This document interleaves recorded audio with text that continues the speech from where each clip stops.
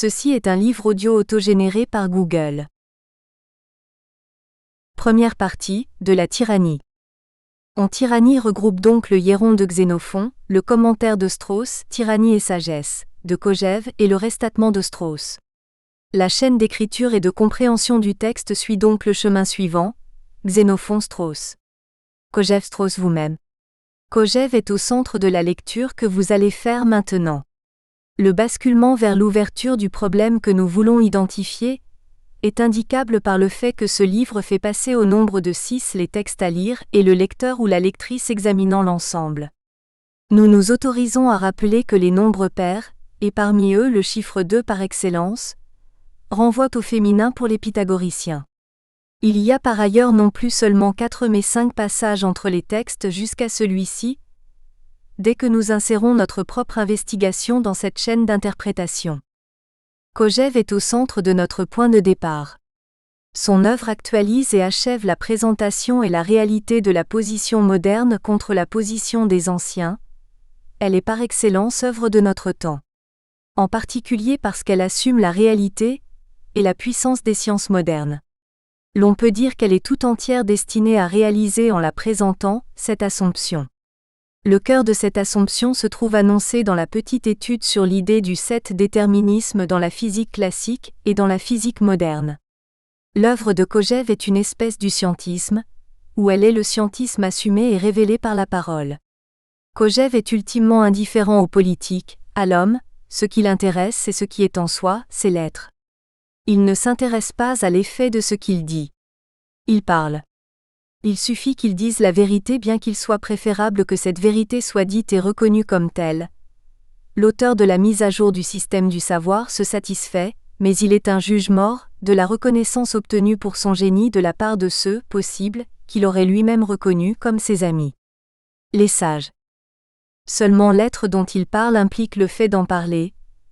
Plus tard, pour nous, cet être impliquera le fait que Kojève en a parlé à un moment donné du temps dont il aura dit ce que c'est. L'auteur affirme qu'avant Kant, personne dans l'histoire de la philosophie occidentale, personne dans la philosophie, n'a affirmé avec nécessité et clarté le fait que parler en philosophe implique aussi de parler du fait que l'on parle de ce dont on parle. Kant est le premier à avoir systématisé son discours, afin de rendre clair et décisif ce constat. On ne peut plus parler après Kant, de l'être, sans parler du fait que l'on parle de l'être, sans reconnaître que l'on parle alors toujours de l'être dont on parle. La politique philosophique de Strauss est motivée par une prise de position décisive à l'égard d'une telle question. L'on peut dire qu'il s'agit là de la question par excellence. La question centrale de Strauss se révèle être immédiatement un problème. Elle est de savoir dans quelles conditions politiques la philosophie est possible. La philosophie est possible partout, du moment qu'il s'agit de conditions politiques d'existence. Dès la minute où s'altère le politique, où le politique sombre dans le droit et l'économie, dès la minute où disparaît la possibilité même de tout conflit sanglant en vue de la défense de l'idée que l'on se fait du bien et du juste, disparaît également et pour cette même raison la philosophie comme possibilité fondamentale. La question comme le problème de la philosophie est par excellence celle ou celui de savoir dans quelle mesure parler de l'être est possible. Strauss estime que c'est là la question décisive de Platon qui a connu la condamnation à mort de Socrate. La question de savoir quels sont les rapports entre l'être et le discours qui en parle est une question aussi vieille que la philosophie politique, que la vraie philosophie elle-même, et la reconnaissance du fait que parler de l'être implique de parler de l'être dont on parle est aussi ancienne que la plus haute philosophie qui ait jamais parlé de l'être en tant que tel. Elle est aussi vieille que Platon, voire que Socrate, donc que Xénophon. Il n'est pas exclu que Thucydide ait reconnu ce fait de la plus haute importance. Mais à vrai dire Platon, Strauss, Xénophon ou Thucydide ne parlent pas de l'être. Tout au plus parle-t-il du fait qu'ils tentent de parler de l'être. Tout au plus parle-t-il de la philosophie qu'ils font ou voudraient bien faire sans qu'on les en empêchât. Ils ne parlent pas de l'être, puisque parler de l'être est impossible si l'être n'est pas 3, et pour eux l'être n'est pas 3. L'être est un, mais il est indicible. L'être dont on parle ne peut pas être l'être dont Platon, Xénophon, Strauss disent qu'il parle. L'être dont on parle implique en lui l'histoire. Platon ne connaît pas d'histoire au sens de Kojève. Pour Platon, il n'y a rien qui ait un sens ici-bas. Il y a ici-bas tout au plus le signal de la nécessité de s'élever au-dessus d'ici-bas. Pour être. Mais voilà. Être est précisément ce que veut Strauss. Car comment concevoir le fait d'être sans s'élever au-delà de ce qui naît et qui périt? Et comment s'élever au-dessus de ce qui naît et périt sans l'effort continu, exigeant impérieux, de la dialectique propre à l'exercice philosophique?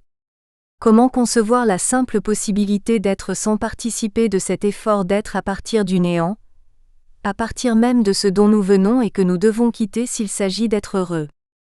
Strauss conduit ses lecteurs sur le chemin en tant que tel. Il est par excellence un éducateur. Il élève ses élèves vers l'au-delà transcendant comme, et par quoi le tout se comprend comme tel, mais à partir du néant où il se trouve. Son œuvre est action, l'acte par excellence, l'acte éminent de l'éducation. Strauss conduit ses lecteurs vers ce qu'il croit être le bien pour eux, le bien tel qu'ils le pensent, le dit et le fait, le bien en soi. Ses discours sont une décision continuée. Il n'y a pas de discours impartial possible. Mais la philosophie est gratuite. Par excellence, la philosophie vise à la possibilité de la recherche pour la recherche, de l'art de la dialectique pour l'art de la dialectique, puisque le bien est au creuset de cette recherche de la sagesse pour la sagesse. Il n'y a rien d'utile au cœur de la philosophie. La philosophie est par excellence la disparition du monde d'ici-bas. Elle est le néant du néant, elle est le chemin vers l'être, le seul chemin ou le chemin par excellence. Pour que la sagesse puisse être visée, pour que la philosophie soit possible, pour que le plus grand des plaisirs soit possible, celui de prendre conscience des progrès accomplis en direction de la sagesse, il faut que soit compris l'inévitable fait que le discours n'est jamais neutre. La philosophie veut l'impossible. Elle veut le repos de la quête dans l'ouverture naïve à l'être en tant que tel, tout en sachant que le chemin qu'elle est toujours décisif, toujours un acte, toujours une prise de position, toujours un choix fini. La philosophie qui vise le tout doit admettre que le cœur même de son entreprise fait qu'elle est une entreprise, elle n'est qu'une partie du tout qu'elle vise cependant. La philosophie est impossible en tant que telle, ou nécessairement incomplète. Formellement parlant, si elle est complète, elle est incohérente parce qu'insuffisante, ne reconnaissant pas la contrainte qu'implique l'impossibilité de la neutralité discursive. Mais si elle est cohérente, la voilà incomplète, obligée de reconnaître ses naturelles limites. La philosophie ultimement ne parle pas de l'être. Elle le vise, elle le veut, elle n'en parle pas parce que précisément tout ce qu'elle dit l'amène inévitablement au constat qu'elle est toujours partielle. En conséquence, considérer que parler de l'être implique inévitablement de parler de l'être dont on parle, n'est sans doute pas le fait de Platon, ni de Strauss, de Thucydide ni de Xénophon. La philosophie politique, classique n'a pas conscience du fait qu'elle parle de l'être dont elle parle. Ce n'est pas faute de savoir qu'elle parle, c'est parce qu'elle ne parle pas de l'être. C'est parce qu'elle sait qu'elle parle toujours de l'être dès qu'elle tente d'en parler, que la philosophie politique, classique ne parle jamais de l'être dont on parle. La philosophie classique n'atteint pas l'être en général. Or, l'impossible neutralité résulte de l'inévitable inscription de la philosophie dans l'ici-bas, dans la vie politique. C'est parce qu'elle a le courage de se savoir comme philosophie toujours et inévitablement politique si elle se veut complète, que la philosophie classique est nécessairement incomplète. La découverte de Socrate qui fait descendre la philosophie dans la cité en vue de la rendre, entre autres, complète parce que lucide sur ses conditions objectives d'existence, grève fondamentalement son projet discursif. Du fait qu'elle se fait politique, la philosophie implique nécessairement des moments de silence au beau milieu de ses discours. Parler de l'être en sachant que l'on parle nécessairement alors de l'être dont on parle et donc si cela est, spécifiquement moderne, et cela vient après la mort de la philosophie politique classique. Kojève a raison d'affirmer que parler de l'être implique que l'on parle de l'être dont on parle. Les conséquences politiques d'une telle prise de conscience sont diamétralement opposées aux conséquences politiques du fait que l'on ne tient jamais, ou bien par impossible seulement, un discours neutre, à tout le moins impartial et désintéressé sur l'être, serait-ce l'être dont on parle. Savoir que l'on ne peut parler que de l'être dont on parle implique que l'on parle inévitablement du fait que l'on parle de l'être dont on parle. Savoir que l'on ne parle que de l'être dont on parle implique que l'on implique le discours que l'on tient dans ce que l'on dit de l'être, Cela implique que l'on parle toujours du discours que l'on tient. L'on n'est jamais neutre devant soi-même lorsque l'on parle en assumant un tel savoir. Cela veut dire que l'on est inévitablement confronté à un juge lorsque l'on parle, mais ce n'est pas un juge en chair et en os qui jugerait de l'extérieur l'attitude que l'on tient lorsque l'on veut parler de l'être. Le juge qui juge ce que l'on dit d'eux et sur l'être dont on parle en sachant que l'on parle alors nécessairement du fait que l'on parle de l'être, est un juge intérieur. Le critère par excellence du discours philosophique devient sa cohérence, et n'est plus ce qu'il était auparavant du temps de la pensée classique, sa possibilité politique, sa faisabilité politique.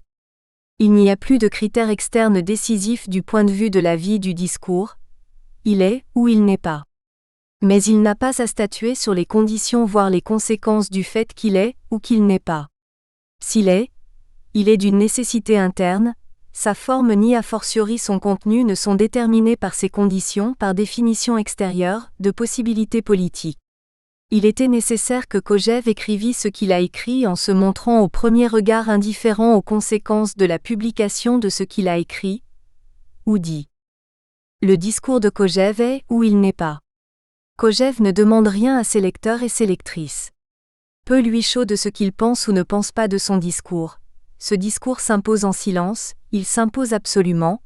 Le politique est moins puissant que le discours de Kojève sur la fin de celui-là. Le discours achève le politique en affirmant les raisons de la supériorité de sa puissance sur celle du politique. Actuel, il est décisif parce qu'il est. Du point de vue du politique, le discours de Kojève est par excellence une décision politique, celle qui a pour conséquence que le politique, comme tel, disparaît. Ce discours, qui trouve le critère ultime de sa vérité en lui-même, dans le fait qu'il réalise en étant ce et tel qu'il est éminemment impliqué dans la vie politique. Comme tel, il n'est absolument pas neutre. Il est l'anti-neutralité par excellence. Le discours qui impose la neutralité politique comme l'un de ses critères de vérité est éminemment le résultat d'un choix, aussi implicite soit ce choix, de l'abolition du politique. Le choix de l'abolition du politique au cœur du discours, et comme le révélant, se manifeste et réalise dans l'œuvre politique par excellence de son auteur, dans l'œuvre qui reste à la surface de l'œuvre qui a pour conséquence l'abolition du politique, dans l'esquisse d'une phénoménologie du droit, qui est un choix du et pour le droit au détriment du politique. Le vœu ou l'affirmation de la neutralité du discours s'effondre et révèle la lancinante ambiguïté de son auto-affirmation. Parce qu'il se dit neutre implicitement, le discours qui, par exigence de cohérence, affirme ne pouvoir parler que de l'être dont on parle, est une décision éminente, une affirmation sans doute provocatrice et réalisatrice de ce qu'elle dit. Le discours absolument cohérent, voire unitotal, censé ne parler que du passé en l'intégrant, prépare en fait et pour notre avenir la réalisation de ce qu'il affirme dans le présent. Le discours de Kojève est par excellence un discours politique. Il est le discours politique de la philosophie politique moderne. Ce discours s'oppose point par point au discours de Strauss qui affirme la réalité de la philosophie politique classique. Il s'oppose point par point au commentaire des lois de Platon par Strauss. Là où celui-ci légifère pour provoquer le maintien, voire le retour de la philosophie politique classique, le premier légifère sans le dire, en contribuant à la réalisation de l'état universel et homogène dont il donne les éléments structuraux essentiels dans son esquisse d'une phénoménologie du droit. Selon Strauss, il eût sans doute fallu censurer Kojève. Pour ce dernier, le premier est un classique égaré en son temps en voie plus ou moins rapide de nécessaire disparition. Les conséquences de ces constats sont décisives quant au style des deux auteurs. Si le premier a pour intention de provoquer à la philosophie, il cache ce qu'il dit tout en montrant suffisamment pour attirer le philosophe en quête de sens. Féminin en cela, ou érotique, il joue incessamment entre ce qu'il occulte et ce qu'il montre, son style comme sa pensée, véhicule inévitablement d'irréductibles ambiguïtés. Le second discours en revanche dit dans la plus grande clarté ce qu'il doit dire pour être ce qu'il est. Il y a un abîme entre la manière d'écrire de Strauss et la façon d'affirmer de Kojève. Nous allons découvrir cet abîme à la lecture de l'ensemble de la chaîne Xénophon-Strauss, Kojève-Strauss, à propos du Hiéron de Xénophon. Chapitre 1er, la lecture straussienne du Hiéron de Xénophon. Strauss présente, en exergue de son commentaire du Hiéron, une citation de Macaulay. Le contenu de cette citation revient à peu près à ceci. Écrire contre les lois est toujours dangereux, car la lutte même contre de mauvaises lois implique que l'on lutte potentiellement contre tout type de loi, ou contre les lois considérées en tant que telles. D'un autre côté, la généralisation de la liberté de la presse, en particulier aux États-Unis, a contribué à la libération des opinions, ou de l'opinion publique. La libération de l'opinion publique implique ou a impliqué l'aliénation progressive des opinions des auteurs ou des intellectuels. L'aliénation des opinions des intellectuels est une conséquence directe de la libération de l'opinion commune, qui devient le critère ultime de toutes les opinions quelles qu'elles soient, ou de l'opinion considérée en tant que telle. La libération des opinions publiques sur le gouvernement ou sur l'évolution du gouvernement implique l'aliénation de la classe sociale capable, en principe, de juger correctement les lois. La critique commune de la loi qui implique à terme la possibilité de la critique de toute loi, implique la dégradation relative de la politique et de l'éducation de la faculté de juger des intellectuels, ou des hommes censés être capables de juger la loi. Il y a à tout le moins dans l'œuvre de Tocqueville l'indication d'un problème ou de la vérité du problème de la démocratie moderne. Le problème fondamental posé par Strauss dans sa discussion du Héron n'est pas directement le problème du nazisme. C'est le problème de la démocratie moderne ou de la démocratie libérale moderne. C'est le problème de la démocratie fondée sur le libéralisme économique moderne. Introduction. Selon Strauss, les auteurs classiques ont pensé la tyrannie, qui leur est authentiquement restée présente à l'esprit de longues générations après ne l'avoir pas expérimentée. La science politique moderne n'a pas vu venir les tyrannies, parmi les plus terribles que l'on puisse imaginer, que les classiques n'auraient pu imaginer. Les tyrannies modernes ont avec elles les techniques et l'idéologie, les premières venant des sciences telles que nous les entendons maintenant. De ces sciences, l'une des caractéristiques essentielles est la séparation des faits et des valeurs, ou l'intention d'objectivité ou de neutralité axiologique en vue du seul jugement quant au vrai et au faux. Contrairement aux sciences modernes, la science ou la philosophie politique classique ne prétendait ni conquérir la nature, ni se diffuser. Machiavel est, selon Strauss, le premier penseur moderne et revendiqué comme tel par ces derniers. Il ne sépare pas le roi du tyran dans Le Prince, chose qu'il fait soigneusement dans le discours. Il faut tenir compte de ceci qu'ici, Léo Strauss use à première vue indifféremment des termes de sage, de philosophe et de poète, ainsi que de tyran, de roi, ou de gouverneur. Il faut comprendre de tels amalgames évidemment exprès à la lumière des analyses que l'auteur proposera quelques 10 ans plus tard dans ses travaux sur Aristophane d'une part, Xénophon de l'autre. Autrement dit pour Strauss, dans le Héron, Simonide est à Héron ce qu'Aristophane est à Socrate, car Simonide est poète et non pas sage, et Héron est tyran et non pas roi. Le dialogue est un traitement comique du gouvernement tyrannique. Xénophon y est très discret sur l'essentiel, bien que sans doute, d'une certaine manière, complet. L'évocation de Machiavel revient à une insistance par Strauss sur la douceur de Xénophon. Le rapport qu'il y a entre Aristophane et Xénophon est analogue à celui qu'il y a entre Aristophane et Socrate. D'un certain point de vue, Héron est plus sage que Simonide. L'on a une chaîne qui va dans l'ordre du mal vers le bien de la façon suivante: Simonide, Héron, Aristophane, Xénophon. Socrate. Aristophane se trouve au cœur de cette chaîne dialogique. Xénophon se trouve entre Aristophane et Socrate à cause de son courage, soit à cause de la syropédie à laquelle d'ailleurs Machiavel s'oppose fondamentalement, bien que discrètement. Pour comprendre la possibilité de la tyrannie spécifique à la modernité, il faut comprendre le dialogue de Xénophon sur la tyrannie, car c'est par excellence le livre politique de référence du fondateur de la tyrannie moderne, parce que de la pensée politique moderne qu'est Machiavel. Le commentaire straussien du Héron de Xénophon est donc une réponse à Machiavel, inaugurateur de la pensée politique moderne, voué d'une certaine façon à la plus grande des tyrannies. La chaîne évoquée plus haut se complète en ces deux extrêmes par Machiavel d'une part et par Strauss de l'autre. La dernière partie de l'œuvre de Strauss, commençant par son Socrate et Aristophane, est de ce point de vue une réponse à Machiavel. Strauss rappelle que la douceur propre à la manière d'écrire de Xénophon n'est plus comprise de nos jours. Cette douceur est liée au fait que Xénophon ne revendiquait d'être compris ni comme historien, ni comme philosophe. On peut classer Xénophon, en le suivant lui-même en un certain sens, comme un rhéteur. L'oubli de la manière d'écrire de cet auteur revient à l'oubli par la modernité du sens de la rhétorique. Xénophon rhéteur est proche des gentlemen, et des gouverneurs traditionnels des cités. Un tel gouvernement revient à l'administration noble de leurs biens privés par ses gouverneurs, et les biens privés sont en un certain sens assimilables aux biens publics d'une cité qui défend ses biens publics comme étant ses biens privés.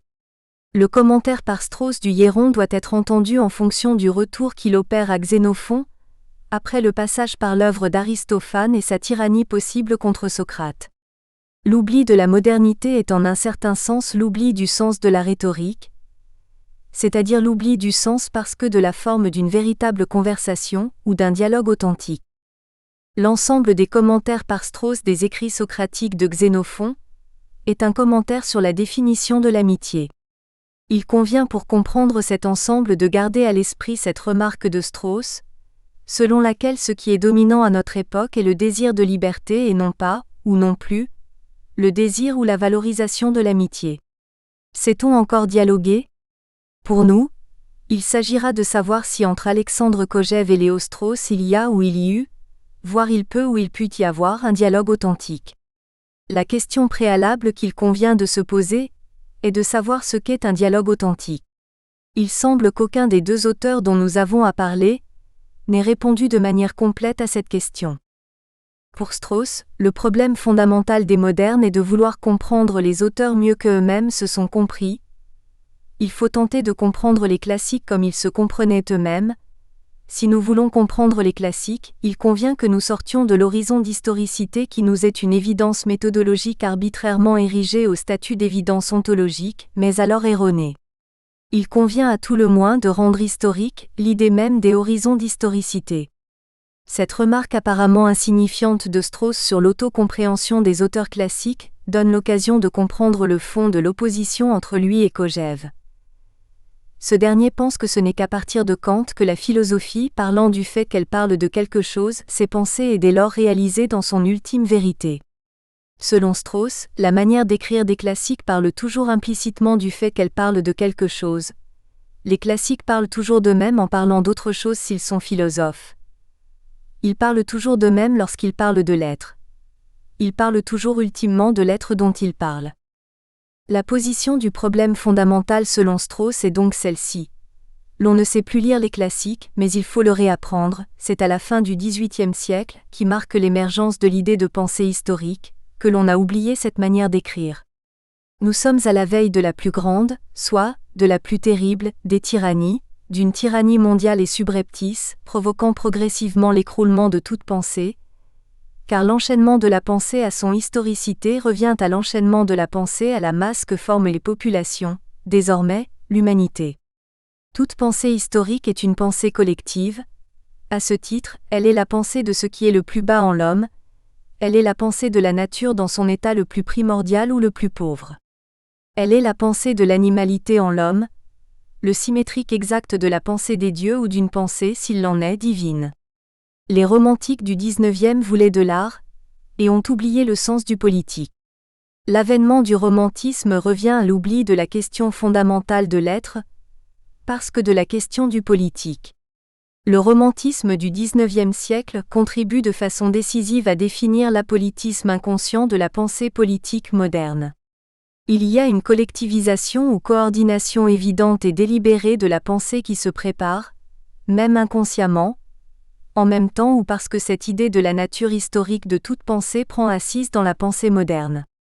Kojève pourrait reprocher à Strauss de ne pas prendre en compte le fait que ce que lui cherche est à la hauteur du concept en tant que tel. Strauss parle au niveau du politique seulement. Du point de vue de Kojève, il ravale indûment l'ontologique à l'élément exclusif du politique. Au total, la manière d'écrire classique est faite pour amener ceux qui le veulent à la philosophie et écarter ceux qui ne la veulent pas. Strauss souhaite donner l'occasion à de jeunes philosophes en puissance de redécouvrir la manière d'écrire classique, manière qui devrait redevenir évidente si on l'enseigne avec rigueur, afin d'éviter la tyrannie qui se prépare, conditionnée entre autres par les sciences modernes visant la maîtrise totale de la nature, y compris humaine. Le problème fondamental de la philosophie politique moderne est, comme toujours ou éternellement, mais plus crûment que jamais, un problème ou le problème par excellence de l'éducation à l'excellence. Strauss souligne que Xénophon ne dit pas ce qu'il veut dans ce dialogue. Xénophon introduit son dialogue en 16 mots strictement. Le tout est composé de 2 parties très inégales. La première, ch1-a7, forme les 5/7 de l'ensemble. Dans cette partie, Hieron montre à partir des questions de Simonide que la tyrannie est insupportable pour le tyran. Dans la seconde, Simonide dit à Hieron ce qu'il faut faire pour sortir de la tyrannie. En commentant le Hieron de Xénophon, Strauss montre à ses lecteurs modernes comment il faut sortir de la tyrannie moderne présente ou imminente à tout le moins, indubitablement menaçante. Les chapitres 8 à 11 du dialogue forment une leçon administrée par Simonide à Hieron sur la façon de se sortir de la tyrannie dont ce dernier est le chef. Mais comment prendre au pied de la lettre une telle leçon, puisqu'elle est adressée à un homme capable de tuer son conseiller s'il se comporte d'une façon qui ne convient pas au tyran? Strauss souligne que, comme Platon à Syracuse, Simonide est aux mains du pouvoir politique de Hieron. Plus précisément, la première partie du dialogue ou de la conversation entre Simonide et Hieron est l'affirmation d'opinions contre le jugement commun du bonheur des tyrans par le sens commun. La seconde partie équilibre partiellement et de manière douteuse le résultat de la première. Hieron convainc grosso modo voire pro-domo Simonide, ou tout lecteur un peu rapide du dialogue, que le tyran a une vie autrement moins valable que celle du citoyen qui mène essentiellement une vie privée, par excellence que ceux que nous appellerons avec Poséidon, les gentilshommes. L'enjeu du dialogue de Xénophon est analogue à celui qui se présente dans les 2 œuvres majeures de Machiavel. Le Prince et le Discours qui doivent, selon Strauss, se lire conjointement. Le titre et la forme du texte général. En commençant son commentaire sur le titre et la forme du dialogue, Strauss souligne que Xénophon prend explicitement l'entière responsabilité du titre de ce dialogue, alors qu'il ne se prononce sur aucun point en son nom propre dans le dialogue lui-même. Ce sont Hieron et Simonide qui parlent, et non pas Xénophon. Une analyse complète de la façon straussienne de comprendre le jeu des titres des œuvres de Xénophon aux yeux de leurs commentateurs demande de comprendre la façon dont ce dernier envisage les titres des écrits socratiques, du rhéteur grec. Une telle analyse implique une connaissance du contenu de ces écrits. Le présent travail doit rendre disponible l'ensemble des éléments nécessaires à l'amorce d'une telle compréhension, qui concernera ici les statuts des mémorables et de l'économique selon Strauss. Il convient de noter tout de suite que ce dernier entame un processus de lecture parallèle de son commentaire du Hieron, dès la première note de bas de page de ce chapitre de son étude. À travers le jeu de ces notes, il aboutit à l'idée que selon Xénophon, le tyran Hieron est un homme important, mais de façon douteuse, car il a besoin d'un maître, contrairement au roi qui n'a besoin que d'un sage au titre de conseiller. Le sage ou le conseiller d'un tyran est tout autant rhéteur que philosophe, soit capable d'user d'une certaine forme de violence envers son conseiller ne serait-ce que verbale. Cette remarque conduit à l'idée que la philosophie perd de son utilité, de sa légitimité, voire de son sens, dans des périodes politiques qui ne sont pas caractérisées par la tyrannie, c'est-à-dire dans des périodes non mauvaises ou sans mouvement. Une telle remarque implicite de Strauss doit être comparée à l'étude qu'il mène dans La Cité et l'homme sur le rapport entre mouvement et repos, à même là où les cités. La Cité et l'homme est le dernier écrit de Strauss avant qu'il n'en vienne à Aristophane et de là retourne à Xénophon, pour enfin aller aux lois de Platon, qui sont citées dans l'ensemble des notes que nous évoquons ici. Cet ensemble de notes implique ou semble impliquer que la décadence d'un gouvernement est d'un certain point de vue inévitable. Le Hieron de Xénophon a le même statut pour ce dernier que la République de Platon pour son auteur. La seule différence, décisive, réside dans le fait que Xénophon traite le sujet du gouvernement par le bas, tandis que Platon le traite par le haut. Cette différence de traitement implique que Platon n'a pas en vue dans la République le politique comme élément viable, tandis que dans le Hieron Xénophon a en vue la viabilité de la tyrannie, soit de l'enseignement de la tyrannie. Plus précisément, le mouvement entre philosophie et décadence politique consiste en un rapport inverse. Lorsque la philosophie perd sa légitimité politique, elle acquiert sa légitimité ontologique et inversement. En d'autres termes, la faisabilité politique de la philosophie condamne la philosophie, tandis que sa non-faisabilité politique la féconde. En suivant toujours le jeu straussien des notes de bas de page, il convient de souligner que lui-même souligne assez tôt que selon Xénophon, les hommes par excellence, les hommes considérés comme vraiment humains dans le Hiéron, sont des poètes ou des sophistes. Il s'agit d'Hésiode, d'Épicharme et de Prodicos. Il existerait donc des situations où les poètes ou les sophistes sont les hommes les plus excellents ou les hommes vraiment humains. Xénophon, rhéteur philosophe, sait le montrer discrètement. Il défend l'idée selon laquelle le philosophe ne sait pas ou ne doit pas essayer de savoir parler aux foules, soit au peuple. Pour cela, le philosophe a besoin des sophistes. Enfin, la tyrannie est par nature compatible avec l'innovation, ou l'innovation avec la tyrannie. Si la tyrannie consiste dans le gouvernement d'un seul sans l'appui des lois, l'innovation implique par nature que les lois changent. Ultimement, l'innovation implique l'avènement d'un monde où les lois sont censées pouvoir changer voire devoir changer au gré des circonstances. Un monde dont les lois changent au gré des circonstances est un monde dont le respect pour l'ancienneté des lois n'est pas primordial. C'est potentiellement un monde sans respect des lois comme trouvant leur origine dans des êtres qualitativement supérieurs aux hommes ou aux humains. Un monde d'innovation tourné vers l'avenir est un monde potentiellement voire actuellement athée. Une telle affirmation est parfaitement compatible avec le cœur de l'enseignement complet, de la mise à jour du système du savoir hégélien d'Alexandre Kojève. L'analyse des titres des ouvrages évoqués par Strauss conduit à l'enseignement de la façon dont Xénophon présente au lecteur son enseignement de la transformation d'un régime politique mauvais, sans en faire un bon régime tout court. L'enseignement classique par excellence du bon régime tout court est dans la République de Platon. Xénophon, lui, présente avec douceur l'art du compromis politique. Mais les titres de ces ouvrages examinés par Strauss indiquent également selon ce dernier comment il indique à ses lecteurs qu'il s'agit, dans la lecture du Hiéron, de se décider à quelque chose d'éminemment important, de se décider à un mode de vie.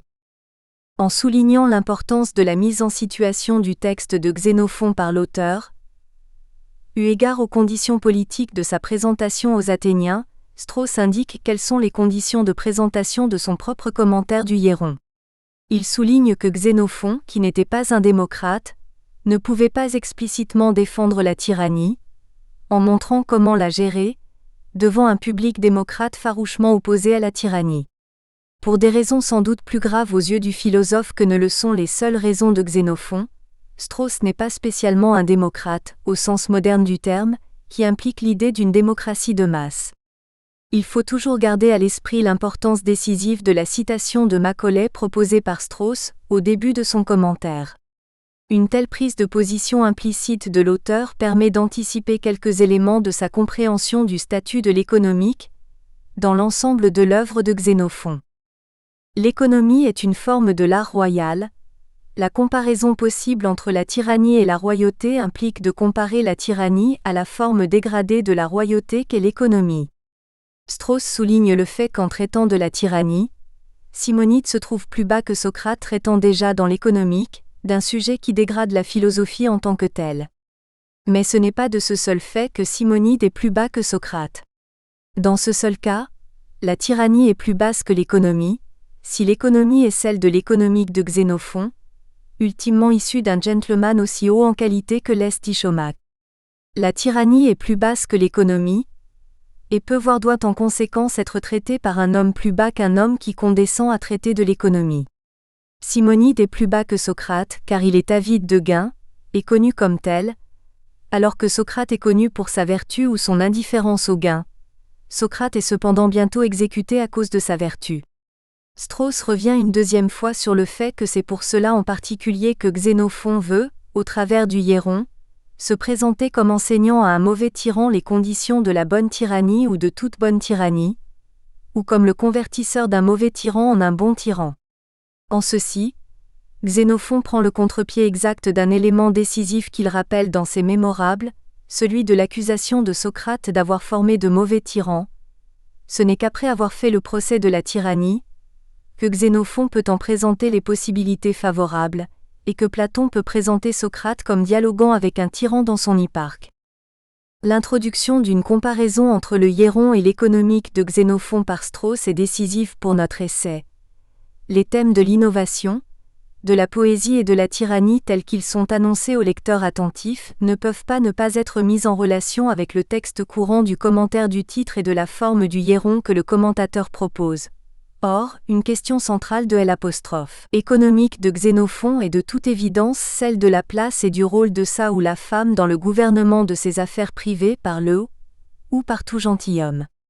La liaison du hiéron avec l'économique est donc une liaison entre 4 ou 5 termes qui sont les suivants: innovation, féminité, poésie, tyrannie, virilité. La question du traitement de la tyrannie par Xénophon telle qu'elle est entendue par Strauss devient donc entre autres de savoir comment ce dernier lie tyrannie, féminité, innovation, voire athéisme d'un côté, bon gouvernement ou justice, virilité et société conservatrice de l'autre. Une telle question est centrale pour comprendre le sens du mécanisme impliqué dans la notion d'énergologie d'Alexandre Kojève. Strauss conclut son chapitre s'intéressant au titre et à la forme du hiéron, en soulignant que la forme dialoguée du hiéron comme de l'économique, en opposition au traité que représentent l'hipparque et la syropédie, permet à Xénophon de ne pas conclure sur l'efficacité de l'action proposée dans le dialogue. Ceci indique la façon pour Xénophon de ne pas conclure sur les rapports fondamentaux et peut-être incontrôlables, entre la théorie et la pratique, dont l'expression la plus précieuse pour Léo Strauss consiste en le rapport entre la connaissance et la vertu. L'enseignement du mal de la tyrannie est pratique et réel, tandis que celui de son bien est théorique et proposé par un poète. Les bonnes fortunes d'Agésila et de Cyrus sont certaines, tandis que celle de Hiéron s'il avait été bon tyran ou devenu tel, n'est pas même examinée à la fin du dialogue. Le corpus entier de Xénophon ignore ce fait. Nous ne disposons d'aucune preuve de la justesse de l'enseignement de Simonide auprès de Hiéron.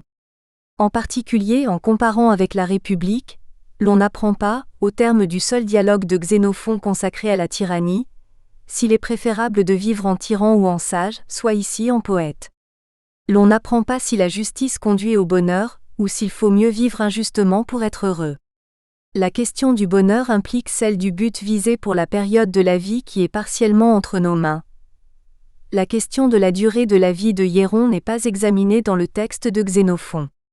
La question la plus importante, qui est sous-jacente à l'examen de la durée de la vie de Hiéron et de sa façon de mourir, la question de la vie après la mort, qui véhicule inévitablement avec elle celle de l'existence des dieux, donc la question de la piété, n'y est pas abordée.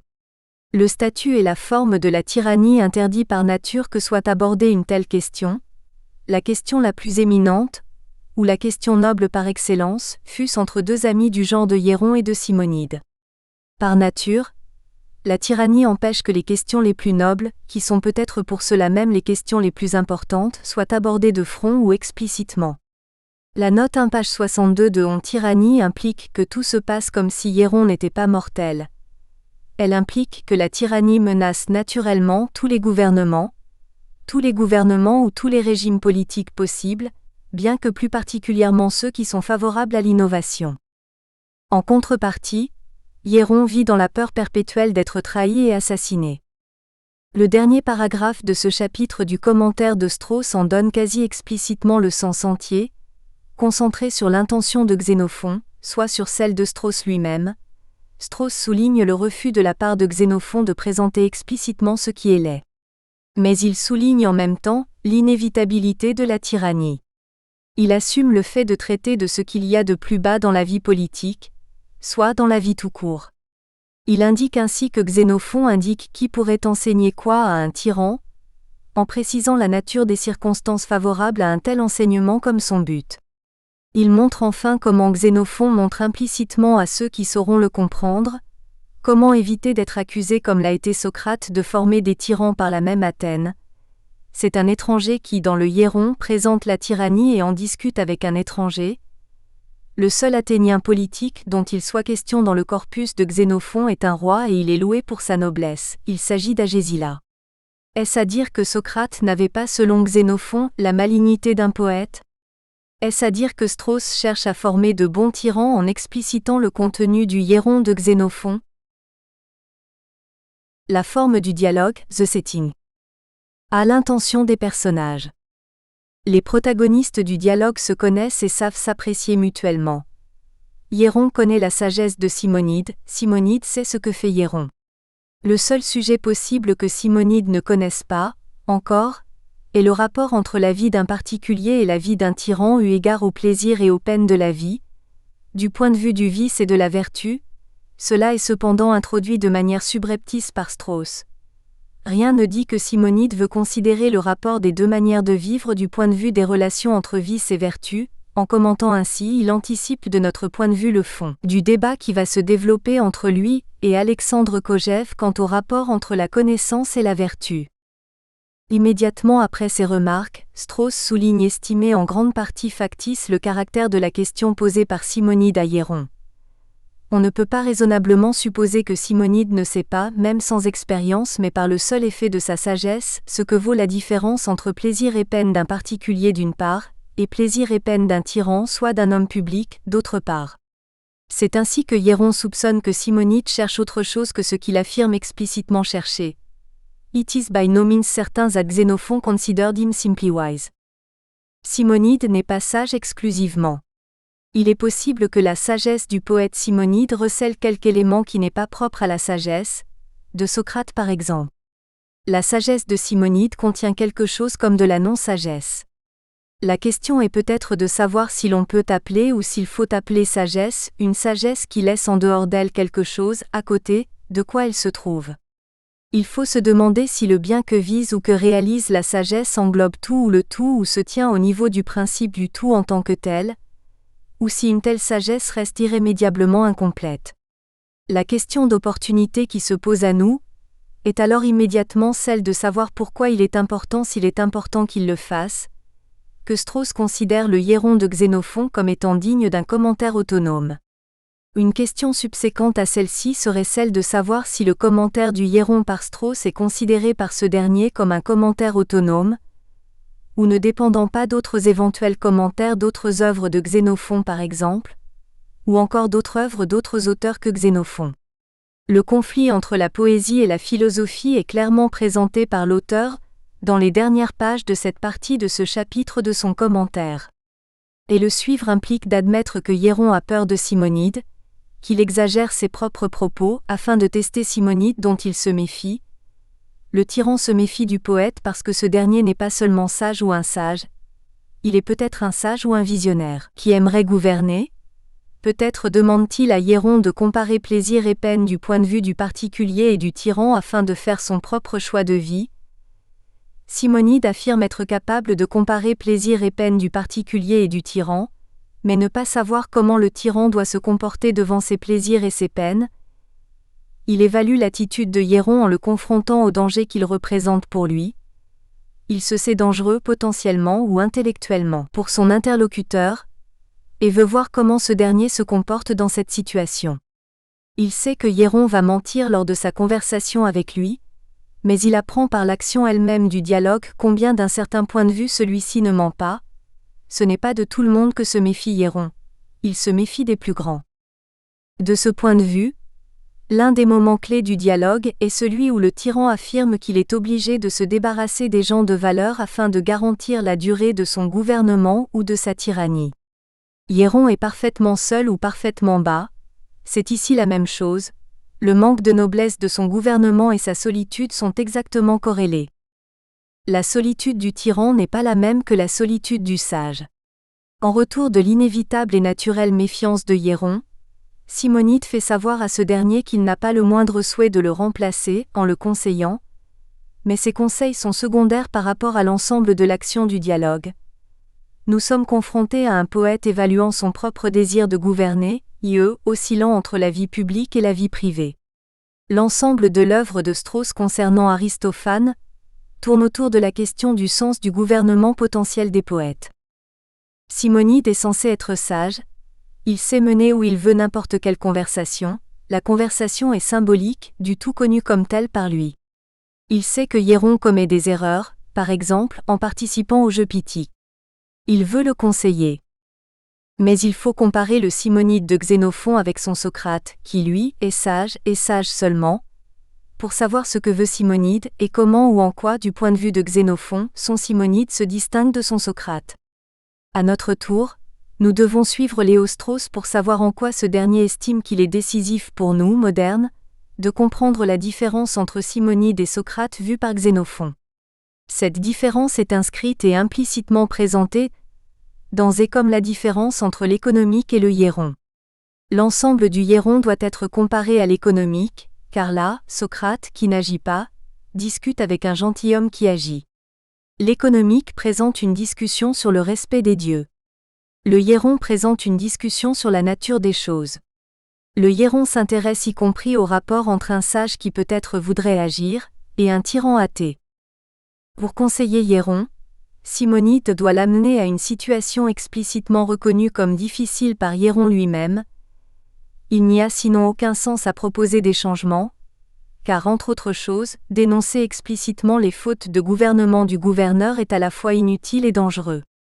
Pour amener hiéron à parler lui-même des défauts de son propre mode de gouvernement, Simonide adopte le point de vue des non-sages, le point de vue du nombre ou le point de vue du vulgaire. Ce point de vue consiste à affirmer, à croire ou à penser que le tyran est nécessairement plus satisfait que les citoyens ne menant qu'une vie privée, quant au plaisir du corps ou quant au plaisir qui, d'une manière ou d'une autre, se rattache au corps. Ce faisant, Simonide place hiéron en sage, en l'unicum cultivé au réel, car si même lui n'est pas sage en adoptant le point de vue du vulgaire quant au plaisir du tyran, seul hiéron, à qui se confie le sage Simonide sur ce point, est censé être sage. Simonide entame sa conversation avec hiéron en le plaçant au plus haut de ce qui est imaginable et souhaitable en termes de sagesse. Le tyran est placé par le sage Simonide au-dessus de ce dernier lui-même. Une telle bienveillance n'est pas sans revers pour l'homme politique lui-même, au cours du dialogue qu'il accepte d'engager avec Simonide. Tête sage, cœur unifié et unifiant, corps élevé par l'esprit, voici où est placé hiéron au début du dialogue. C'est pour sa totale défaite à la fin du dialogue ou plutôt en son milieu. Hiéron va enseigner l'homme sage, Simonide, en lui montrant que lui-même est absolument malheureux, que la vie du tyran est un calvaire, puis, un calvaire sans issue. Au terme de sa critique radicale de la tyrannie, qui fait suite aux questions de Simonide qui étaient ponctuées par un éloge de la vie du tyran en termes des plaisirs qu'une telle vie procure au tyran, hiéron comprendra que Simonide l'a amené là. Il pourra alors mesurer la sagesse d'un homme poète, capable de singer exactement l'attitude de celui qui se désintéresse de l'âme. En adoptant le point de vue du vulgaire, Simonide se joue de hiéron, avec cependant la délicate déférence nécessaire à la réalité du dialogue qu'il entretient avec le tyran.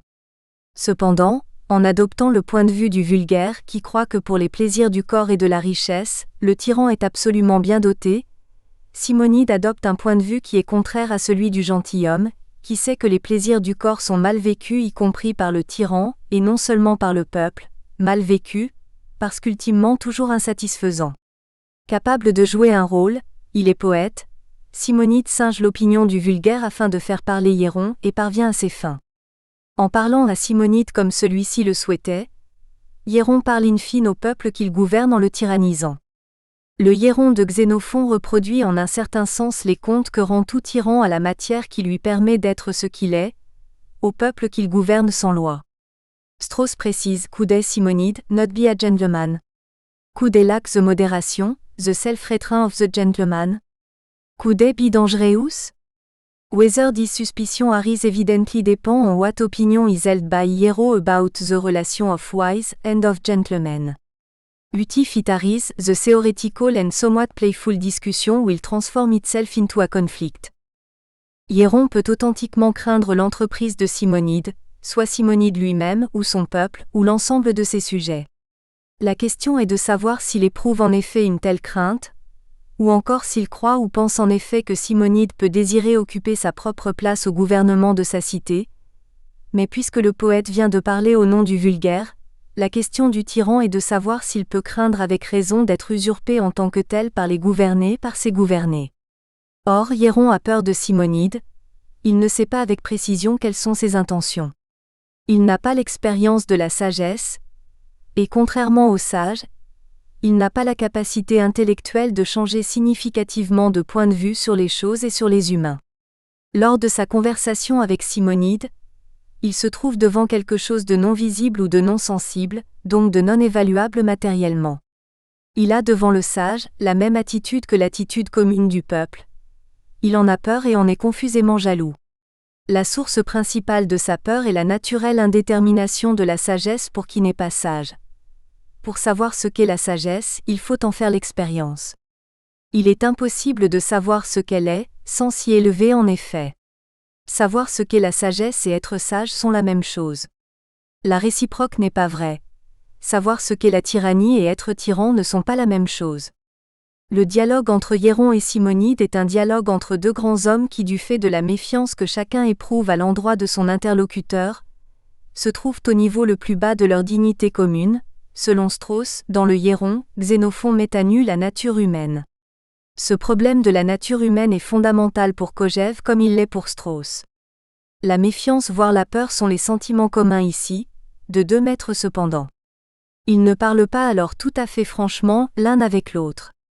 Strauss précise que la partie littéralement centrale du dialogue se trouve en V 1 à 2, en relation avec 1 22 à 23. En indiquant cela, il rappelle à un lecteur attentif que le goût de Hiéron comme tyran est complètement gâté et contraire à la nature humaine, au sens de la nature du gentilhomme, soit au sens le plus haut de l'humain ou de l'âme, confère. I 22 à 23. D'un autre côté, du point de vue du peuple, le sage se confond avec le sophiste, avec celui qui voudrait en effet gouverner. Puisque le sage voudrait selon le peuple éventuellement gouverner, et gouverner en tyran, on le craint ou il est considéré comme à craindre. Il ressort de cela que Hiéron, tout comme Simonide pour le sien, se tient au niveau du vulgaire dans son appréciation de son interlocuteur. Contrairement à l'auteur de leur dialogue, les deux protagonistes du Hiéron sont au plus bas d'eux-mêmes, aussi grands soient l'un et l'autre par nature ou par éducation. Suit une discussion par Strauss de la discussion du dialogue au sujet des rapports qu'entretiennent la justice, le courage et la sagesse. L'enjeu implicite en est la vérification du danger potentiel que peut représenter Simonide pour Hiéron. Il est l'évaluation de la tempérance du sage, la question est entre autres de savoir si le sage est nécessairement juste. Cela est rien moins que certain. En prouvant qu'il est plus sage que Simonide, Hiéron prouve qu'un tyran peut être sage. Il convient cependant de garder à l'esprit que devant la non-visibilité de ce qu'est la sagesse de Simonide, Hiéron est sans armes. Quoi qu'il en soit, l'opinion de Hiéron sur l'intention de Simonide n'est pas nécessairement entièrement fausse, l'opinion du peuple sur le sage n'est pas nécessairement fausse.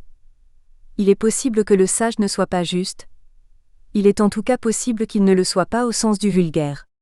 La remarque de Strauss soulignant que toutes sortes d'humains utilisent un certain sens du terme gentleman, des femmes, des étrangers, des esclaves, répond à la question qui était de savoir quelle idée se fait Hiéron du rapport entre sagesse et gentilshommes. Cette question était décisive selon Strauss pour comprendre l'ensemble du dialogue entre Simonide et Hiéron, parce que pour savoir si le second a en effet raison d'avoir peur du premier.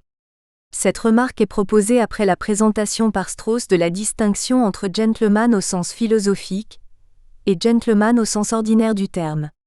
Il appert progressivement que Simonide est dangereux pour Hiéron du point de vue de ce dernier, qui estime qu'un gentilhomme peut vouloir gouverner à la place d'un tyran. Mais Hiéron ne comprend pas alors ce qu'est un sage au sens de Platon.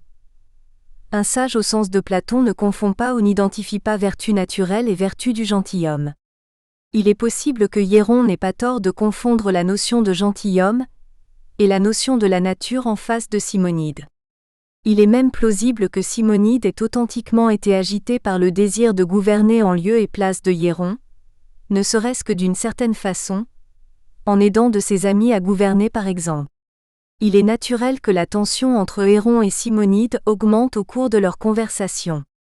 Au cœur même de leur dialogue sur les différentes sortes de plaisirs dont est privé le tyran, au cœur même d'une théorie générale de la sensation, se déploie et organise comme se décide une différenciation de deux manières de vivre fondamentales qui n'étaient pas présupposées au début même du dialogue. Le dialogue de Xénophon tel que commenté par Strauss consiste en un acte ou en une décision de chacun des protagonistes. Non seulement de la part de Hiéron qui à la fin du dialogue ne commente pas les conseils que Simonide lui donne pour que dure son gouvernement sans loi, mais également, voire éminemment, de la part de celui-ci, qui a caressé le désir de gouverner en tant que l'un des motifs de ses questions initiales sur le gouvernement du tyran auprès de Hiéron. Hiéron ne connaît ni ne peut connaître les intentions de Simonide. ceci revient à redire que l'expérience ne lui suffit pas pour le comprendre, tandis que la pensée suffit à Simonide pour comprendre la position de Hieron. En affirmant cela, Lévi-Strauss contredit implicitement ce qu'il dit explicitement au début de son commentaire du Hieron. Simonide peut se représenter les plaisirs et les peines d'un tyran, alors que par nature Hieron ne peut pas savoir ce qu'est la sagesse de Simonide, ce qu'est la sagesse tout court, sans l'expérimenter lui-même, c'est-à-dire sans se mettre lui-même sur le chemin de la sagesse. Les deux points de vue exprimés et présentés par Simonide et Hieron sont ceux du tout, que celui-ci soit considéré par le haut ou par le bas. La double considération du tout par le haut et par le bas est l'objet même du dialogue, qui dit tout du point de vue du bas. Selon Strauss, nous nous trouvons en ce siècle dans une situation où, parce que nous sommes au plus bas du tout, ou parce que nous sommes dans une situation qui nous met au point de vue le plus bas sur le tout, nous ne pouvons considérer celui-ci que du point de vue le plus bas. Or, cette situation nous interdit de comprendre l'importance du point de vue de Xénophon lorsqu'il écrit le Hieron. En écrivant le Hieron, Xénophon se situe au point de vue le plus haut, qui lui permet, puisqu'il est poète, d'adopter le point de vue le plus bas avec la discrétion propre au point de vue le plus haut sur les choses les plus viles. C'est parce que modernes, nous n'actualisons en nous que le point de vue du sensible, ou le point de vue d'un Simonide, le point de vue d'un poète et non le point de vue d'un sage ou simplement d'un philosophe, que nous ne pouvons plus comprendre le jeu poétique de Xénophon qui, du point de vue le plus haut, est capable de rendre compte du point de vue le plus bas sans cependant s'y arrêter, voire s'y abaisser. Ce que pensera Hieron de Simonide dépendra de l'attitude de celui-ci pendant leur conversation. Il l'évalue mal mais ne peut l'évaluer qu'in situ. En principe, il choisit d'avoir peur de lui ou de se tenir à distance. De la même façon mais pour d'autres raisons, Simonide se tient à distance de Hieron mais ce dernier a de toute façon et par nature une attitude ambiguë en soi, ou à tout le moins du point de vue de Hieron. Il lui est impossible de savoir ce que celui-là pense car la sagesse en tant que telle n'est pas visible. Quand bien même il le pourrait, Hieron ne voudrait pas être sage, cela n'intéresse pas son cœur, il s'intéresse au bien sensible. Il s'intéresse par nature au bien visible, comparé en particulier 2, 3 à 5 et 7, 9 à 10. D'un certain point de vue, Simonide et Hieron s'opposent comme s'opposent l'intelligible et le sensible. Hieron se serait donc en toutes circonstances méfié de Simonide. Mais le sujet de discussion proposé par celui-ci excite particulièrement la crainte du premier parce qu'il concerne le rapport entre plaisir sensible et plaisir intelligible d'un point de vue décisif. Hieron ne semble pas considérer Simonide comme un homme seulement privé ou comme un citoyen ordinaire. Hieron est sage dans une certaine mesure. Sa relative sagesse implique qu'il ne s'intéresse pas au seul plaisir sensible ou au seul plaisir du corps. Même si le gouverneur en dépend inévitablement, s'occuper des affaires publiques implique d'une manière ou d'une autre de s'élever au-dessus des seuls corps ou au-dessus du seul monde sensible. La première partie du dialogue entre lui et Simonide aboutit au découragement du premier quant au sort du tyran, de sorte que le second abandonne toute velléité de devenir lui-même un tyran, éventuellement au détriment de Hieron, et ceci d'une quelconque façon. De la même façon que le débat entre Kojève et Strauss autour de la question de la tyrannie, le débat entre Hieron et Simonide est un acte d'éclaircissement, parce qu'un positionnement des deux hommes l'un par rapport à l'autre. La discussion que présente Xénophon entre un tyran et un poète sage est une définition de deux possibilités existentielles fondamentales, du tout.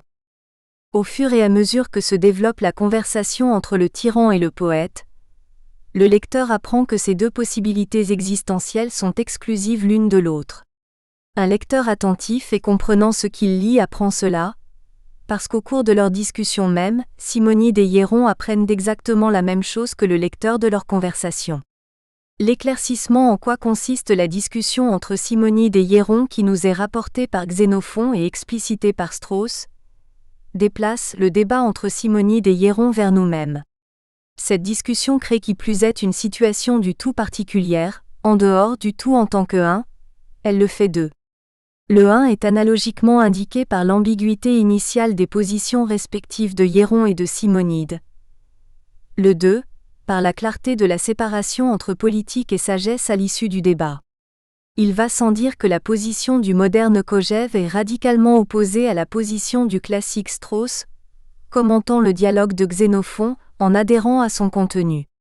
Pour ce dernier, le christianisme tel qu'il est assumé par Kojève à la suite de Hegel est essentiellement ambigu. Ce constat sera fait à un autre niveau lors du commentaire par ce même auteur de l'œuvre d'Aristophane. Face à Hieron, Simonide ne critique pas fondamentalement la tyrannie. Le fait le plus fondamental du dialogue est son action même. Cette action implique, entre autres par les remarques que fait Simonide au sujet de celle de Hieron à propos des louanges qui font que le plaisir des oreilles est plus grand pour le tyran que pour les citoyens privés, que Xénophon a un respect bien plus grand que l'on ne pourrait penser au premier abord de la tyrannie. Une telle prise de position justifie éminemment la crainte de Hieron devant le sage et ambigu, ou ambigu parce que sage, Simonide. Celui-ci admet sans difficulté que le seul vrai manque de Hieron est celui de l'amour homosexuel. Pour le tyran, cet amour est toujours contraignant parce que potentiellement dangereux pour les aimés du tyran. Le tyran ne peut jamais obtenir la garantie que l'amour que lui donnent ses amants est un amour authentique. L'amour homosexuel est l'image sensible de l'amitié philosophique. En affirmant qu'il ne peut pas jouir de l'amour homosexuel comme des citoyens privés le peuvent, Hieron affirme qu'il doit, mais c'est la situation de tout gouvernant, se méfier de tous, parce que précisément il les gouverne. Aimant son peuple, il est obligé de se priver de l'amour de son peuple. L'amour qu'il porte à son peuple et fait qu'il le gouverne, fait du même coup que Hieron ne peut pas jouir de cet amour qu'il porte à son peuple et qui le porte vers lui. C'est donc parce qu'il aime, que le tyran ne peut pas être aimé, ou ne peut jamais être certain de l'authenticité de l'amour que lui portent ses amants. La conclusion finale du dialogue aboutit à un constat analogue. Simonide propose à Hieron des mesures politiques capables de lui garantir l'amour de ses sujets, mais les suites de ses propositions sont laissées dans l'ombre. Dans une certaine mesure, ces conséquences sont laissées au hasard d'une imprévisible probabilité. Un moderne dirait que ces conséquences sont abandonnées au silence hypocrite de l'inefficacité de l'action, ou de l'hypocrite supposition de l'impossibilité de l'action pour obtenir un tel amour. Hieron et Simonide s'accordent en particulier sur l'insignifiance relative des plaisirs sexuels. Simonide et Hieron s'accordent sur l'abandon de la recherche de l'amour des hommes. Cette remarque concernant l'admission de l'insignifiance de l'amour homosexuel voire des plaisirs sexuels considérés en tant que tels est suivie d'un éloge implicitement fait par Xénophon à Hieron selon Strauss, qui voit en gentilhomme la tyrannie. Hieron est éduqué et noble au sens de l'auteur du dialogue. En un certain sens, c'est lui et non pas Simonide qui représente la sagesse au cours de leur conversation. Hieron est sage, ou c'est Hieron qui est sage, plus que Simonide lui-même, en montrant que les plaisirs du tyran n'ont aucune noblesse, etc. Plus précisément, les deux points de vue exprimés par Hieron et par Simonide sur la tyrannie forment un nœud à la fois discursif et réel qui est par excellence le fait du dialogue de Xénophon. Ce dialogue sur la tyrannie est le fait par excellence qu'il convient de considérer pour comprendre, même voire surtout, en moderne, l'essence de la tyrannie. Hieron est d'un certain point de vue plus noble que Simonide lui-même. Il y a dans le texte une ambiguïté fondamentale entre les positions ou les attitudes existentielles respectivement représentées par le tyran et par le poète. Un tel point de vue n'en demeure pas moins tempéré par les remarques concernant l'ésotérisme de Simonide, en relation avec l'ésotérisme de Socrate. Les poètes eux-mêmes disent de belles choses en les cachant et en sachant qu'il faut les cacher. Xénophon est poète à sa manière dans sa manière d'écrire le Hieron. Strauss se veut dans son commentaire le disciple de Xénophon. D'un autre côté cependant, la poésie est entre politique et philosophie. La poésie est image de la sagesse, mais elle n'est pas sagesse ou sagesse simplement. La poésie est sagesse agissante ou désir d'action. Elle est capable de se corrompre en tant que sagesse afin de se rendre réelle ou afin d'être reconnue comme sagesse. La question se pose d'emblée de savoir si le désir de reconnaissance n'altère pas naturellement la sagesse en tant que telle, voire en tant que vertu. La poésie est capable de noblesse comme de vilainie, de sagesse comme d'ignorance, de poème comme de discours implicite voire rhétorique. Finalement, la remarque concernant le respect par Socrate des poètes qu'il lit et retient indique que Hieron tout autant que Simonide est capable de noblesse. Hieron noble est un peu poète, un peu sage, voire un peu plus sage que Simonide. Simonide avili, rabaissé au niveau de la situation de Hieron, est poète au sens péjoratif du terme, soit sophiste, tyran ou tyrannisé par son propre tempérament de poète. B. L'action du dialogue, the setting. Le dialogue ne pourrait avoir lieu si Hieron ne faisait pas d'une certaine façon confiance à Simonide. Son premier chapitre, qui en est aussi la première section, consiste dans le croisement des fers entre Simonide et Hieron. Simonide a pour but d'instaurer ce minimum nécessaire de confiance entre lui et son interlocuteur, en vue dans un premier temps de la monstration par ce dernier des maux de la tyrannie. Le tour est bientôt joué. Hieron attribue à la tyrannie tous les maux possibles concernant les plaisirs du corps. Le développement de la discussion peut réellement commencer. Ce premier chapitre est éminemment indicatif de l'ambiguïté qui caractérise les rapports entre tyrannie et sagesse. Il y a authentique croisement de la confiance et du découragement de Hieron provoqués tous deux par l'habileté dialectique de Simonide, plus précisément de la traîtrise de Simonide en un certain sens. Simonide gagne la confiance de Hieron pour mieux le renverser, soit in fine, l'obliger à l'écouter. Les deux protagonistes du dialogue entament, à la suite de la première question posée par le sage, une énumération des plaisirs et des peines des particuliers. Cette énumération est demandée par Hieron à Simonide, à la suite de la question posée par ce dernier au premier. Simonide répond en citant 7 groupes de choses susceptibles d'être et plaisantes et déplaisantes. Aux 6 premières il ajoute le sommeil, que le tyran ne peut pas s'offrir réellement du fait de sa crainte d'être tué par traîtrise. Le sommeil symbolise la vie contemplative, dont ne peut jouir le tyran. Strauss souligne la surprenante insistance de Simonide sur les causes de plaisir et de peine simplement corporelles. L'on peut raisonnablement supposer qu'une telle insistance est destinée à indiquer à Hieron que Simonide est indifférent au gouvernement des hommes parce qu'il s'occupe des biens du corps, et du corps seul. Simonide entreprend de rassurer Hieron sur ses intentions lors de la discussion qu'il a lui-même inaugurée. Nous avons déjà souligné avec Strauss que le poète sait qu'il représente un danger pour Hieron. Simonide connaît les éléments principaux de la vie d'un tyran quel qu'il soit. Son intention initiale lorsqu'il entame la présente conversation reste obscure. Le sens de la vie du poète ou des poètes est-il par définition absence ? Simonide provoque la radicalisation de la discussion en disant que sous l'aspect des plaisirs corporels, le tyran plus riche a bien plus de moyens que lui-même par exemple. Lui-même se révèle dès lors potentiellement dangereux parce que pauvre et mais très intelligent, soit sage. Hieron prend la mouche en identifiant l'admiration de Simonide à son envie. Il argumente en vue de montrer que la vie du tyran est inférieure à toute vie simplement privée. Cette argumentation signale le début d'une discussion pour le moins indicative sur le statut des différents sens. Sur cette question, nous apprenons en particulier que Hieron est beaucoup plus sensible à la vue qu'à l'ouïe, ou qu'il préfère l'usage du sens de la vue à celui de l'ouïe. Simonide a une préférence exactement inverse. Cette préférence exactement inverse n'est pas sans lien avec l'idée de la prière ou de la considération des dieux. On note cependant que Simonide accorde une grande, voire une significative importance à l'odorat. Il n'y a pas d'équivalent d'une telle importance accordée à l'odorat chez Hieron. Quoi qu'il en soit, le centre de l'énumération des plaisirs liés au sens tel que Strauss la propose renvoie aux plaisirs liés à la nourriture. Simonide accorde une importance significative à l'odorat et aux plaisirs de la nourriture, qui ne sont pas des plaisirs politiques. Manger n'implique pas de soi ou naturellement un partage ou une relation, de quelque nature qu'elle soit, entre plusieurs individus. Hieron est en revanche attaché de manière dominante au plaisir homosexuel. L'intérêt dominant de Simonide tourne en revanche autour des plaisirs du son. Il aime les éloges qu'on lui fait éventuellement, et de la nourriture. Hieron a beaucoup de mal à convaincre son interlocuteur que le tyran goûte bien moins les plaisirs de la nourriture que le particulier.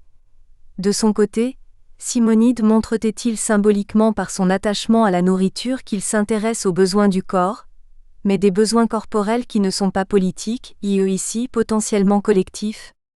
Si l'on considère les plaisirs de la nourriture non pas dans leur mécanisme, mais comme des médiations nécessaires de l'éducation du goût, auquel Hieron ne s'intéresse pas, il garde un silence complet sur ce point, l'on peut admettre que le goût de Simonide pour la nourriture est un goût pour le goût, et que ce goût du goût de sa part est symbolique du goût pour ce qui est bon en soi, voire beau en soi. Le goût pour le goût qu'il éprouve naturellement est alors le signe de sa nature philosophique. En revanche, les plaisirs qu'affectionne Hieron et dont il se plaint le plus de l'inauthenticité, sont les plaisirs homosexuels, qui engagent nécessairement quelqu'un d'autre que Hieron pour leur actualisation et sont donc par nature politiques. L'on peut raisonnablement douter que Strauss estime que le goût pour le goût que manifeste Simonide soit un réel goût gratuit pour ce qui est bon, ou pour ce qui est beau en soi. Le philosophe souligne suffisamment l'intérêt ambigu de Simonide pour le pouvoir politique pour que nous ne commettions pas l'erreur de lui faire dire ce qu'il ne dit pas ni de toute évidence ne veut dire. Hieron s'intéresse à une forme du sens tactile qui reste éminemment politique, lorsque Simonide s'intéresse à une forme du sens tactile qui est éminemment individuelle ou non partagée. L'ambiguïté du dialogue de Xénophon tel que Strauss le présente, se niche dans une différence subtile et décisive de l'importance accordée par les deux protagonistes de ce dialogue aux différents sens du corps. Deux modes de vie sont ultimement en question au creux de ces différences. Lors de l'examen des différents sens, l'ordre dans lequel les sources de plaisir et de peine sont citées est le suivant. Plaisir et peine liés à la vue, au son, aux odeurs, à la nourriture et à la boisson, au sexe, aux objets perceptibles par tout le corps, enfin concernant les choses bonnes et mauvaises, puis le sommeil. Cette évocation du sommeil comme dernier terme laisse penser que la fin du politique est la mort. Strauss présente une répétition de l'évocation des 4 premiers éléments, en laissant les suivants qui sont qualifiés d'irrelevants, dans l'oubli. L'occultation des éléments suivants implique que les choses bonnes et mauvaises, les objets perceptibles par tout le corps et le sommeil sont moins significatifs que les éléments qui tiennent des différents sens du corps. Le plaisir sexuel devient le centre des plaisirs évoqués. Il devient le plaisir le plus important dont il s'agit alors. Simonide capitule devant l'échelle des préférences d'Hieron, il se rend aux exigences du politique. 3 résultats sont atteints au terme de la discussion sur les plaisirs sensuels, ou du corps, c'est-à-dire au terme de la discussion sur les plaisirs homosexuels. Simonide a fait exprimer par Hieron ses plus grandes inquiétudes. Il lui a rappelé les plaisirs des particuliers qui lui manquent désormais et il l'a fait parler librement de ce qui le dérange le plus. Mais ce n'est pas fini. Dans un deuxième temps, la discussion s'engage sur le terrain des choses ne concernant pas directement ces plaisirs du corps, le pouvoir et la richesse dont sont dotés les tyrans. Jusque-là, avec sa démonstration sur l'amour sexuel inauthentique, Hieron a parfaitement réussi à convaincre Simonide de son point de vue. Il est vainqueur dialectiquement. Maintenant, Simonide dit indirectement qu'il aime la richesse et le pouvoir, la richesse surtout, dont jouit évidemment le tyran mieux que tous les particuliers. Hieron monte sur ses grands chevaux et défend la tyrannie de ses plaisirs. Le tyran Hieron est censé être tyrannisé par les plaisirs mêmes qu'il est censé pouvoir se procurer du fait même de ce qu'il est. Si la tyrannie est tyrannisante pour quelqu'un, elle l'est au premier chef pour le tyran lui-même, c'est d'abord lui-même que quelque tyran que ce soit tyrannise. Hieron introduit ici lui-même les sujets sur lesquels il va parler pratiquement seul pendant un bon bout de temps. Simonide ne répond que par son silence. Conformément à sa définition de sage, il reste pendant tout ce temps sans définition propre. L'argument ontologique décisif de Kojève dans le concept le temps et le discours, deuxième introduction, consiste en la reprise de l'argument platonicien exposé dans le Parménide, selon lequel définir une chose revient de toute nécessité, logique, à définir ce que la chose n'est pas, autrement dit, dire ce que quelque chose est implique de dire en même temps, même si ce n'est dans un premier temps qu'implicitement ce que ce quelque chose n'est pas. Plus généralement, dire que quelque chose est ceci revient à dire que quelque chose n'est pas non ceci. Le silence de Simonide interdit tout à fait de dire ce que Simonide est, et donc ce que Simonide n'est pas. L'ensemble de la discussion se caractérise cependant par le fait que le sage s'arrange pour que ce soit Hieron qui introduise les thèmes nobles de la réflexion. Si Simonide veut conseiller habilement le tyran, il doit ne pas se montrer poète incapable de s'occuper des affaires terrestres, des affaires d'yeux et des corps. Simonide rend implicitement hommage par ce biais à Hieron qui introduit les thèmes nobles à examiner, et au sujet desquels il se dit malheureux, la guerre et la paix, amitié, la confiance ou la possibilité du secret, confidence, la patrie, les hommes bons, la cité et les citoyens, la peur et la protection. Strauss récite ces éléments en s'arrêtant aux hommes bons, et en décrivant ce qui manque au tyran dans l'ordre politique de son activité. Simonide conserve le silence, Hieron en vient pour le faire parler, Après avoir évoqué ces choses hautes et nobles dont il manque, au moyen des plaisirs du corps, il s'arrête en particulier aux boissons fortes et au sommeil, qui sont remplacées par la nourriture et le sommeil. Simonide insiste sur le fait qu'il s'intéresse à la nourriture plus même qu'au vin par exemple. Le vin et l'amour sont à Hieron ce que la seule nourriture est à Simonide. Simonide confirme qu'il pense que le tyran dit faux en disant que lui-même, entre les batailles, ne peut ni bien manger ni bien dormir. Simonide fait s'achever la deuxième section du dialogue en insistant sur le fait que le tyran est bien servi pour les biens du corps, que la tyrannie est moins cruelle pour le tyran que Hieron voudrait parvenir à le lui faire admettre. Dans ce qui précède, se dessine le fait que Simonide se rend progressivement public, en se positionnant par rapport à Hieron. Il devient le conseiller de Hieron, en acquérant sans ambiguïté ce statut. Mais d'un autre côté, la perte de l'ambiguïté initiale de la position de Simonide marque la fin de leur discussion. Le Hieron est un dialogue de positionnement ou de définition de l'être de chacun de ses protagonistes. Ici, Simonide s'écarte progressivement de la nature privée et paisible de la vie, s'intéressant à la guerre. On a bien sûr à l'esprit la citation de Macaulay que présente Strauss au début de son commentaire, comme de la remarque suivante de Marchand citée cette fois en note, à la suite d'une étrange faiblesse de chacun d'eux. Ce rappel de Strauss souligne le fait que le dialogue entre Simonide et Hieron est un dialogue qui n'est pas par nature, ou qui est éminemment par nature. Ce dialogue résulte du mélange d'éléments naturels qui ne se mélangent pas naturellement, ou qui ne se mélangent que lorsque les supports de ces éléments sont faibles.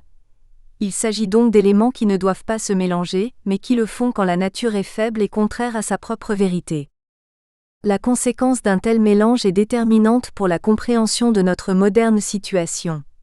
Simonide indiquant que l'honneur de Hieron ferait la richesse de Simonide, l'honneur de Simonide et l'honneur de Hieron sont inséparables, ou deviennent inséparables du fait même du dialogue que Simonide et Hieron ont lors d'un rare jour de disponibilité de ce dernier. Le seul jour ou l'un des rares jours où Hieron peut éventuellement prendre quelques loisirs, Simonide vient remplacer le peuple de Hieron et obliger ce dernier à ne pas prendre de loisirs ou de repos. Ainsi entendu, le Hieron de Xénophon est une histoire éloquente portant sur le sens du parasitage, ou sur les rapports entre continuité et discontinuité dans l'être. Il faut aux deux protagonistes distinguer clairement qui est qui et qui fait quoi, mais ils sont attachés par le tout d'une façon qui dans une certaine mesure ne dépend pas d'eux-mêmes. Il se révèle au cours de l'échange des deux protagonistes que Hieron parle de l'amitié comme de l'un de ses buts. Simonide en parle comme le fait d'un échange de biens. Tout se passe ici comme un échange indu des natures des deux interlocuteurs. Simonide parle surtout de guerre.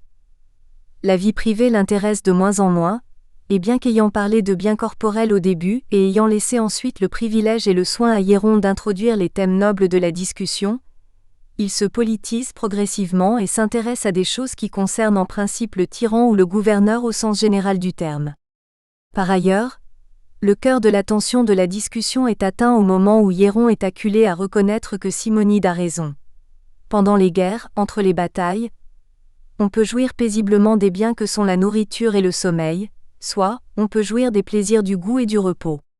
Cela revient à dire que pendant la vie politique ou à même la vie politique, l'on peut jouir de biens qui sont ceux des loisirs, ceux des hommes réels, ceux des sages qui protègent et maintiennent leur vie privée en tant que vie privée. Même pendant l'acmé de l'activité politique, pendant la guerre, Simonide pourrait jouir des plaisirs que, en tant que poète, il affectionne. Simonide s'exprime de plus en plus sur des questions politiques, tandis que Hieron est conduit par sa conversation avec lui à admettre que le tyran peut sans doute jouir de plaisirs propres aux gentilshommes, voire aux philosophes ou aux sages. Hieron va devoir aller plus haut encore dans les biens manquants à la tyrannie, pour convaincre Simonide de la tyrannie que la tyrannie exerce sur le tyran lui-même. Alors seulement Simonide pourra prendre le relais du gouvernement de la conversation pour indiquer à Hieron comment faire pour se reposer et se bien nourrir tout en gouvernant son peuple, même en tyran. La troisième section du dialogue commence selon Strauss au chapitre 7, où Hieron passe le flambeau de la direction de la discussion à Simonide en affirmant que tout bien considéré, quant au bonheur qu'il cherche peut-être, un tyran n'a plus qu'à aller se pendre. Simonide conseille Hieron au chapitre 8 à 11, qui forment la quatrième et dernière section du dialogue. La deuxième section du dialogue a donc consisté en la montée de l'accusation de la tyrannie par Hiéron, nourrie par Simonide qui se tait et oblige Hiéron à parler en approfondissant son attaque contre la tyrannie. Pendant tout ce développement, le mélange des natures de Hiéron et de Simonide s'amplifie. Hiéron se prépare de plus en plus à écouter Simonide, soit à prendre l'attitude d'un sage à l'écoute du logo révélé, tandis que Simonide prend de plus en plus l'attitude de l'homme politique, qui, public par nature, se mêle des affaires des autres, en l'occurrence de celles de Hiéron. La troisième section du dialogue consiste dans la mise à l'honneur de la question de la recherche des honneurs par les hommes publics ou par les tyrans. Ce thème est le thème central explicite de la discussion entre Strauss et Kojève sur la tyrannie. Simonide montre implicitement que les honneurs l'intéressent considérablement, puisqu'ils sont l'objet de désirs des hommes réels par excellence. C'est l'évocation de cette question par lui, juste après que Hiéron a décrit l'immoralité de la vie tyrannique, qui fait que ce dernier est cette fois définitivement convaincu que le sage Simonide, que le juste Simonide, serait prêt à faire n'importe quoi pour l'honneur. Autrement dit, Hiéron est maintenant convaincu que Simonide ne le juge pas sur des critères de moralité, mais sur des critères d'efficacité. Hiéron est désormais convaincu de la compétence ambiguë et dangereuse de Simonide dans ou pour le domaine politique, pour le conseiller éventuellement. La dernière étape de la montée de la tension entre Hiéron et Simonide consiste en cette troisième section du dialogue. Simonide pouvait conseiller Hiéron pour le bon gouvernement tout de suite. Mais il pousse Hiéron jusque dans ses ultimes retranchements et lui fait constater qu'il n'a plus qu'à aller se pendre. Simonide a alors gagné la partie. Nous espérons que vous avez apprécié cet aperçu. Pour continuer à écouter ce livre audio sur Google Play Livres, utilisez le lien dans la description de la vidéo.